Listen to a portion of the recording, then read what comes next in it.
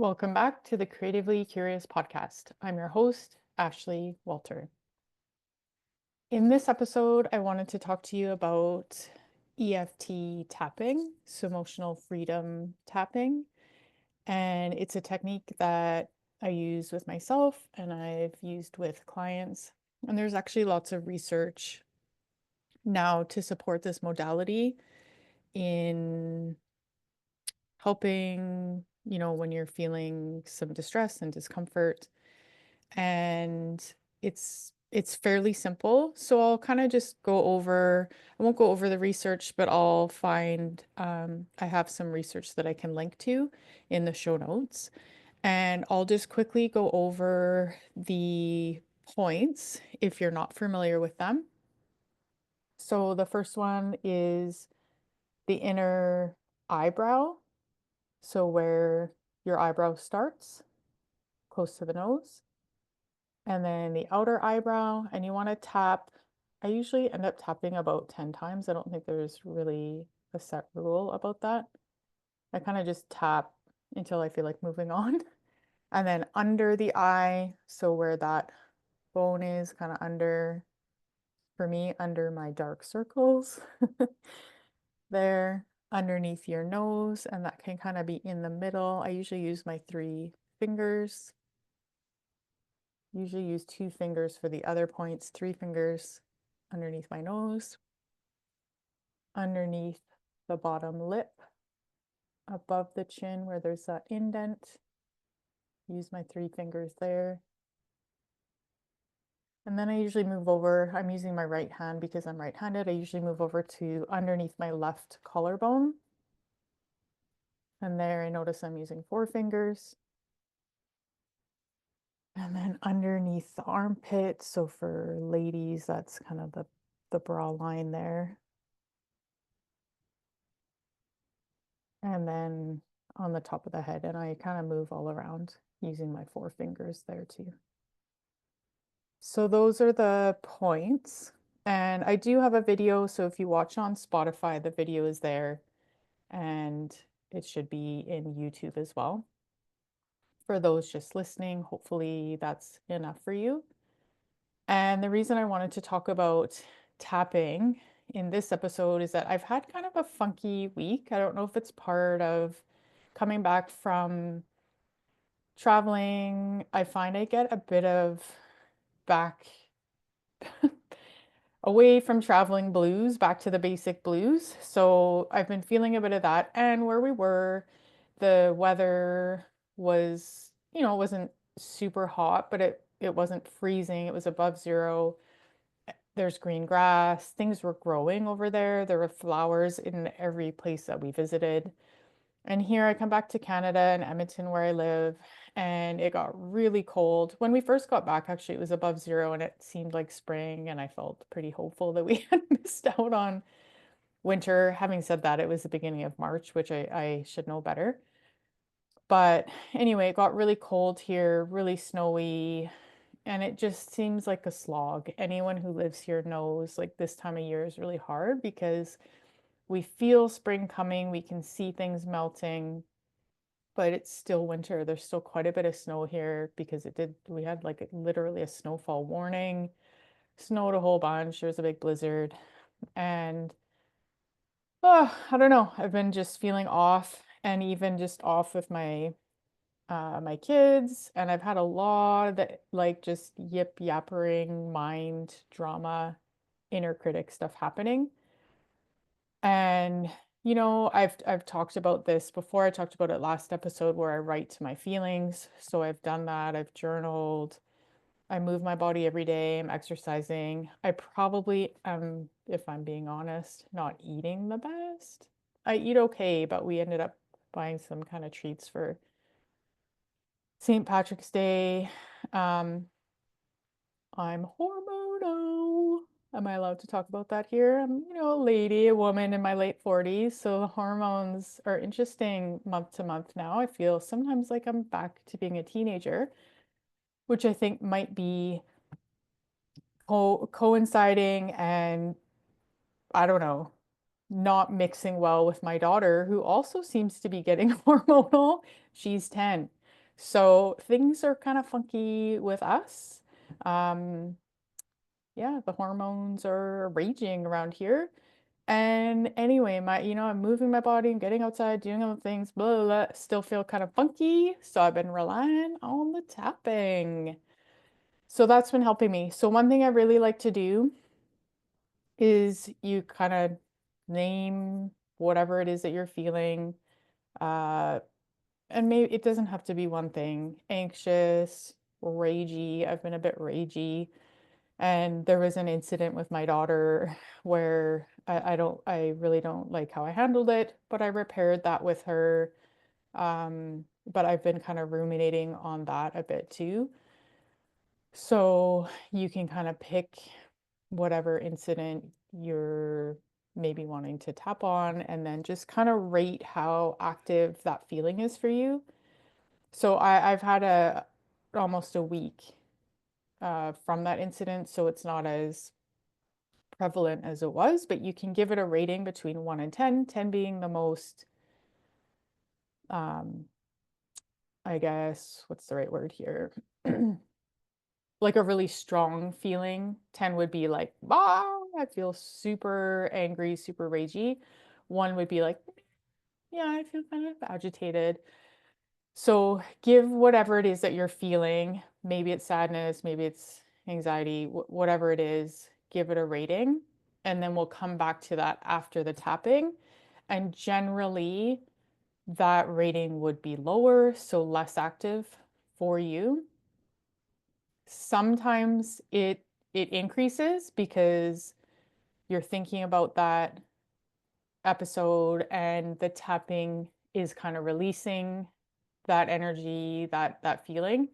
And if that is true for you, then you want to keep doing more rounds of the tapping so that then that feeling is reduced in your body. That's the whole point of the EFT tapping is you want to take something that's pretty active for you and then help reduce that feeling and those emotions in your body.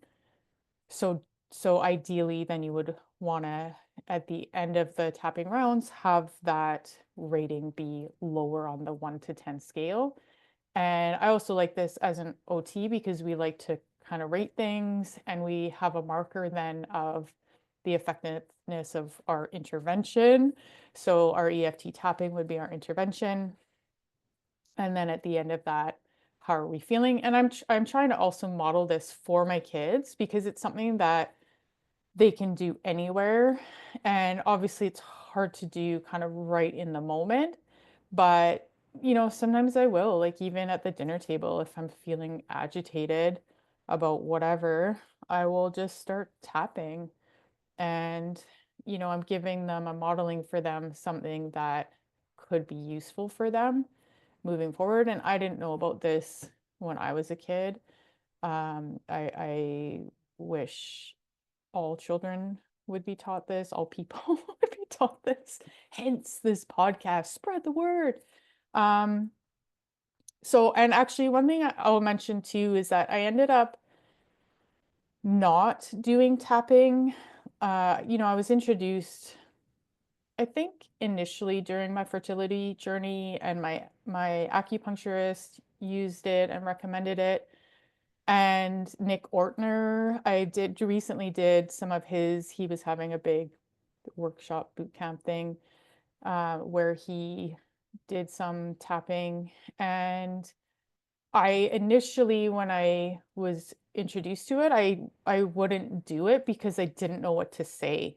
So you're supposed to kind of like initially, oh, and Gabby Bernstein too, she uses it. You tap, I guess I forgot to mention that. So initially, you tap on the side of your hand, karate chop, where, how am I going to explain this? It's your metacarpal, your D5 metacarpal.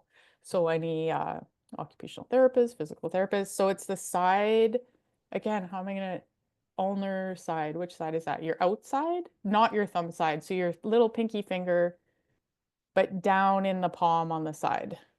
There. Explain that. Okay.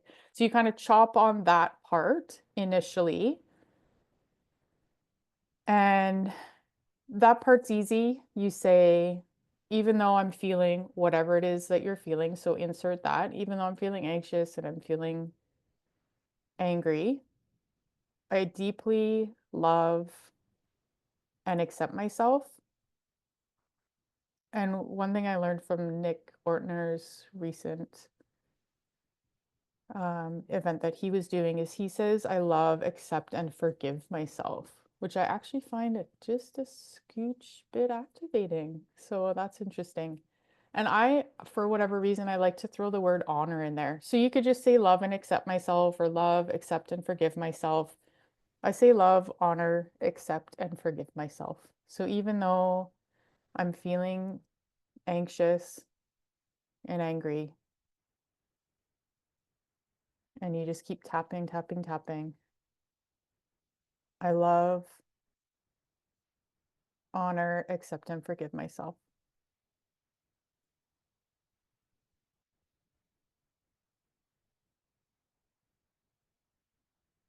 So that's where we start. And so that piece I feel like is easy to think about what to say. And then the rest of it, I would get really kind of nervous and panicky about, oh, I don't know the right things to say. And someone else who does a lot of tapping, she said, which ultimately tapping, you're activating like the acupuncture points, they're pressure points that you're activating. So it doesn't even matter if you say anything. If you're noticing what you're feeling and then you just start tapping, so inner eye, that you'll have benefit even if you don't say anything. So I don't want that to stop you. Sorry, outer eye. I don't want that to stop you from doing it because it stopped me for a long time. Underneath the nose, underneath your lip, above your chin,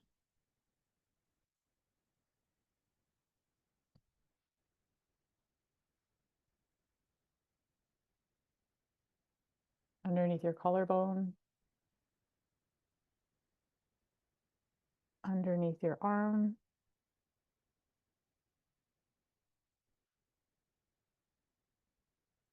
and on top of your head. And so then I might start by saying, oh, I'm feeling so anxious and I'm feeling so angry at my kids. I just yelled at my daughter. I didn't like what I said or did. I'm feeling some shame about that.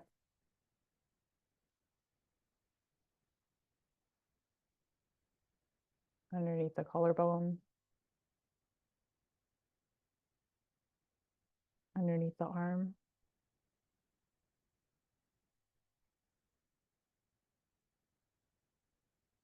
on top of your head. And I don't like that I got so upset.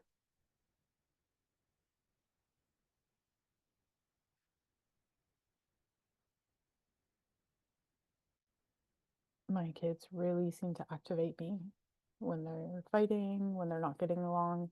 Inner eyebrow, outer eyebrow.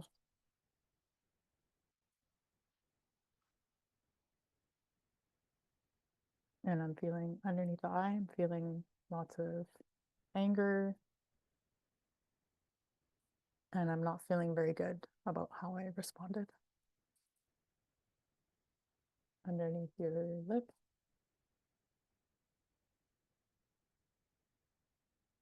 underneath the collarbone. And the thought I'm having is that I'm a bad parent.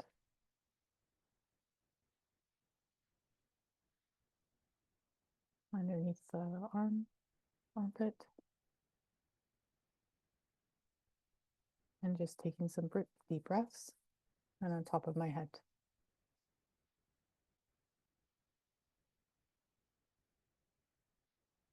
Inner eyebrow. And even though I'm having that thought that I'm a bad parent, outer eyebrow, I know that that's just a thought underneath that eye, underneath my nose, and that thought does not feel good. Underneath my lip, above my chin. And even though I'm having that thought, underneath my collarbone, I know it's not true. Underneath my armpit,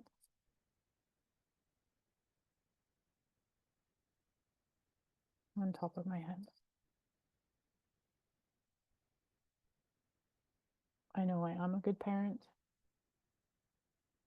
Inner eyebrow, outer eyebrow. I know my kids are good. Underneath the eye. And I know sometimes underneath the nose, I know sometimes we're just having a hard time. Underneath my lip. And even though we have a hard time, we're good people. Underneath the arm.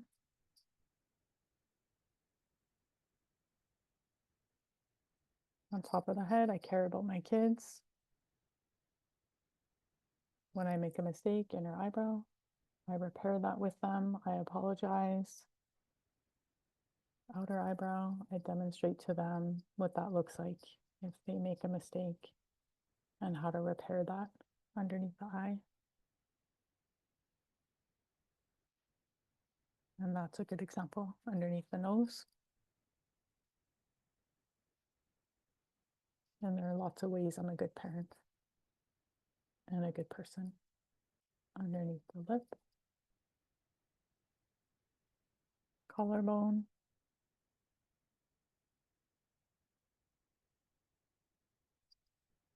underneath the arm. I play with my kids lots. I tell them I love them all the time. On top of the head, I'm affectionate. Inner eyebrow, I think showing myself compassion when I mess up is a good thing as well. Outer eyebrow, underneath the eye. And ultimately, under the nose, under the lip.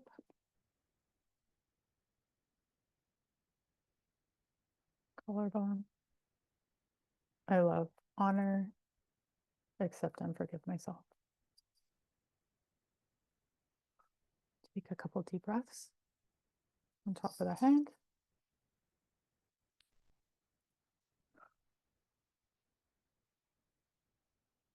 Well, that actually feels pretty complete to me. I feel more grounded. The number that I had rated myself at is less now. And I feel good about